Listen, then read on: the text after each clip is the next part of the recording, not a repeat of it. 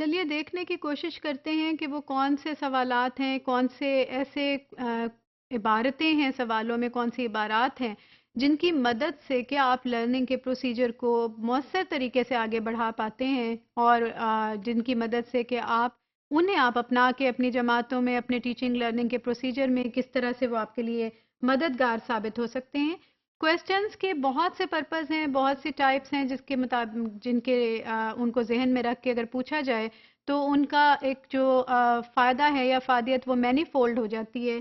Questions जो कि clarification, कुछ ऐसे क्वेश्चंस होते हैं जिसमें कि आपका मकसद है कि आपने स्टूडेंट से के सर्टन कॉन्सेप्ट्स की क्लैरिफिकेशंस करवानी है, उनकी क्लैरिफाई करने हैं, कोई इस तरह के कंफ्यूजिंग कॉन्सेप्ट्स ना रह जाएं।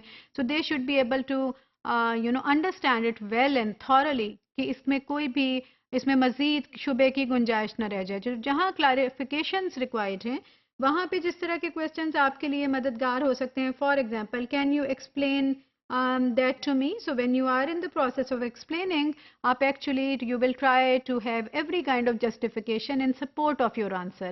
तो फिर उसमें आपके सारे कॉन्सेप्ट, शकूक व शुबहात और अबहाम सब क्लियर होते जाते हैं। What do you mean by? Or then you can add exactly what you are asking. Can you give me an example of this kind of event, this kind of activity or this kind of scenario? कि अगर ऐसा हो तो आप क्या करेंगे, ये क्यों हुआ? How does that help us? Does anyone have a question to ask?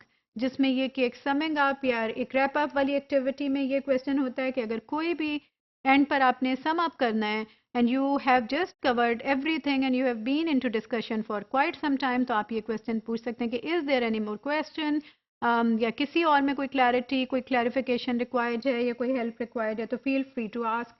कुछ ऐसे क्वेश्चंस हैं जो कि डिफरेंट अल्टरनेटिव्स की सिचुएशन को एनालाइज करते हैं, दो किस्म की सिचुएशन को या फिर दो तरह के अगर हल मौजूद हैं एक सवाल के, तो आप उसको अगर रिफ्रेस करके दूसरे रास्ते से पहुंचने की कोशिश में हैं, तो आप स्टूडेंट्स को अगर ये समझाना चाहते हैं कि this is not the only option available, there is another way to reach to और गेट टू द आंसर या फिर गेट टू द सोल्यूशन, तो आप इस किस्म के क्वेश्चंस पूछने के लिए आप ये क्वेश्चंस आपके मददगार हो सकते हैं। For example, can you put that another way?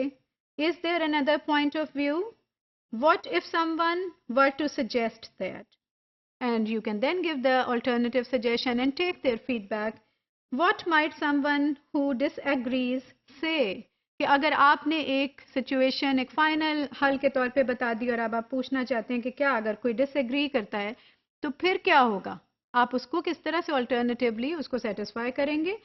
Questions reason और एविडेंस, कॉज एंड इफेक्ट, उसको भी एनालिसिस कर सकते हैं।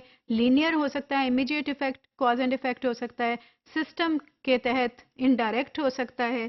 So what ever is the case, आप इसमें इस किस्म के क्वेश्चंस आपके लिए हेल्पफुल हो सकते हैं। Why do you think that? So you are actually asking for a cause जो कि किसी इफेक्ट के साथ, किसी एविडेंस के साथ लिंक्ड है। How do we know that? What are your reasons? What evidence do you have to support your answer or to reach to this conclusion? So different ways again जिसमें कि आप पूछ सकते हैं ये सारी की सारी बातें। क्वेश्चनिंग जो लर्निंग के ज़मरे में जो हम जितने भी क्वेश्चन पूछते हैं, जो भी सीखने की कोशिश करते हैं, ये याद रखिए कि वो क्वेश्चनिंग के ज़रिए से आप एक प्रोसीजर स्टार्ट करते हैं लर्निंग का। जब आपने कोई भी क्वेश्चन पूछा उसके बाद आप पॉज दिया, आपने स्टूडेंट्स को किसी हद तक थिंकिंग के प्रोसीजर में आप इन्वॉल्व करके, then you just check their understanding, level of understanding, आपने उनकी कॉम्प्रिहेंशन को और अंडरस्टैंडिंग को चेक किया, उनके लर्निंग के लेवल को चेक किया, फिर उसको आप उनकी परफॉर्मेंस के साथ लिंक्ड करते हैं and in the end you can reach to certain kind of achievement. So it goes without saying कि क्वेश्चनिंग के बगैर टीचिंग लर्निंग का प्रोसेस, असेसमेंट का प्रोसेस किसी सूरत मुकम्मल नहीं हो सकता। और जितने मौसर तरीके से और राइट काइंड ऑफ क्वेश्चन आप पूछेंगे, बनाएंगे और यूज़ करेंगे इसको एज अ टूल, उतना ही इसका मौसर और इफ़ेक्टिव आउटकम आपको हासिल होगा एनहांस्ड लेवल ऑफ लर्निंग की फॉर्म में।